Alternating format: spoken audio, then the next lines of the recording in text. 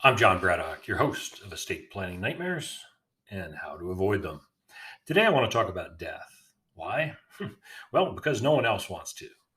Specifically, why, if we don't talk about it and plan for it, we're creating a nightmare for our loved ones. Every day in the United States, about 8,000 people wake up in the morning and they expect that they'll do the same thing tomorrow, but they won't. And here's a stunning fact: you are going to die. Okay, now that I've got your attention, let's face the reality. You're still going to die. Hey, so am I. We all will. In fact, as near as I can figure, for the past 300,000 years, since mankind is actually beyond this earth, statistically, one out of one of us has died. Pretty good odds. But no one ever wants to talk about it, much less plan for it. Oh, yeah. And let me point this out at the beginning. Talking about it isn't going to make it happen faster. But ultimately, it is going to happen. There's just no getting around it. But let's just all hope it's not for a very long time from now. They say life is messy, but guess what? Death is even messier. And not for the one that died, of course, but for everyone else. Today's discussion isn't really designed for the survivors. It's about the one who is no longer here and what they did, or rather didn't do, to make things easier for their families, the survivors. What secrets they took to the grave and the secrets they should not have taken to the grave. Dying today is a lot harder than it was 20 years ago or so. Well, the dying part is still pretty easy to accomplish, but the cleaning up of the affairs of the departed, well, that's not.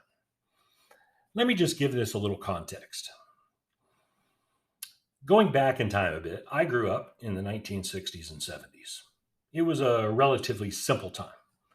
I lived in a town called Medford, New Jersey, and I lived on Main Street. The one bank in town was also on Main Street, as was the post office, the attorney, the insurance agent, the grocery store, and even the police station. Although, not that I'm willing to admit I spent much time there. When I needed clothes, Mom took me shopping at Sears or Montgomery Ward's. Why? Well, because there was no online shopping then. And she either paid with cash or a check. But that was then. Today, interestingly enough, those are two forms of payment I rarely use. Many of us use a debit card or even our smartphone or our smartwatch to pay for things. Oh, yeah, another way Mom might have paid was with the one credit card that my parents had. I believe it was called Bank AmeriCard, which ultimately became Visa, I think. But let me ask this: does anyone have just one credit card anymore? Back then, everyone knew the banker, the attorney, the accountant, the funeral director, and where the cemetery was located. And back then, most people were buried because cremation didn't really gain in popularity until the 1980s. And it wasn't until 2015 that it actually became a more popular choice than a traditional burial.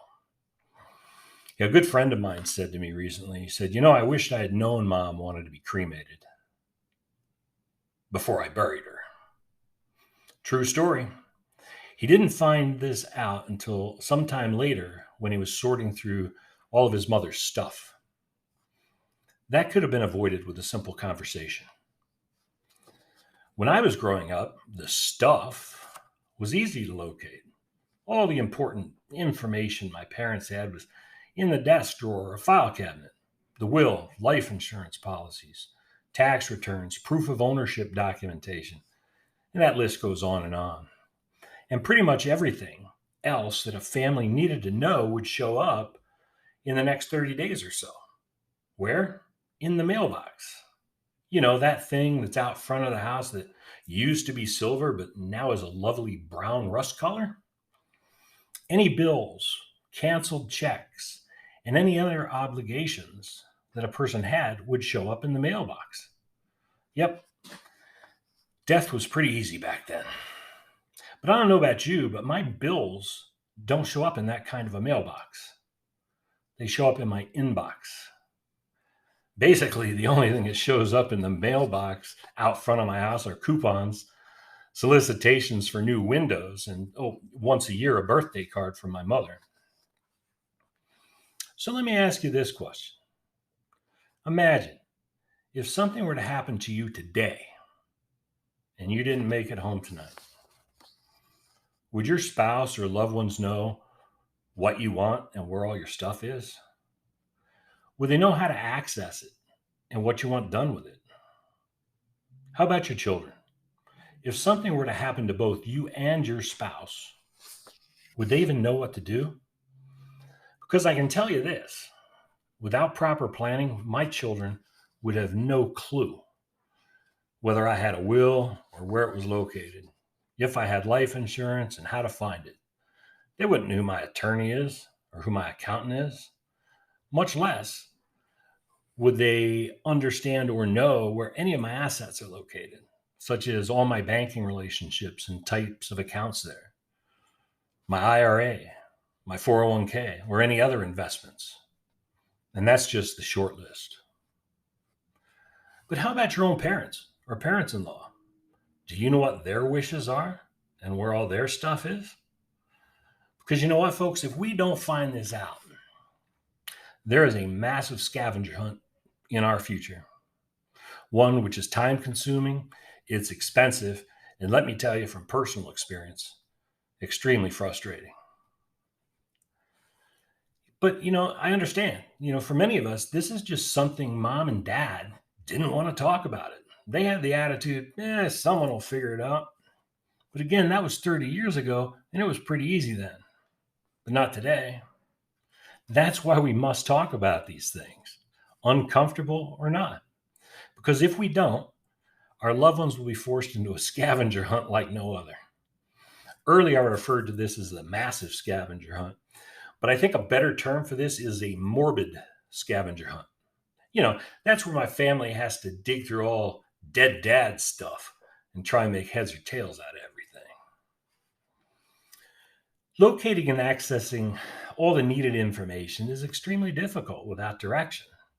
And since the deceased took that knowledge with them, it creates some real challenges for those who are left behind to figure it out. And then think about all the things we do online today, our digital lives. A recent study indicated that there's an average of 130 digital identities associated with a single email address.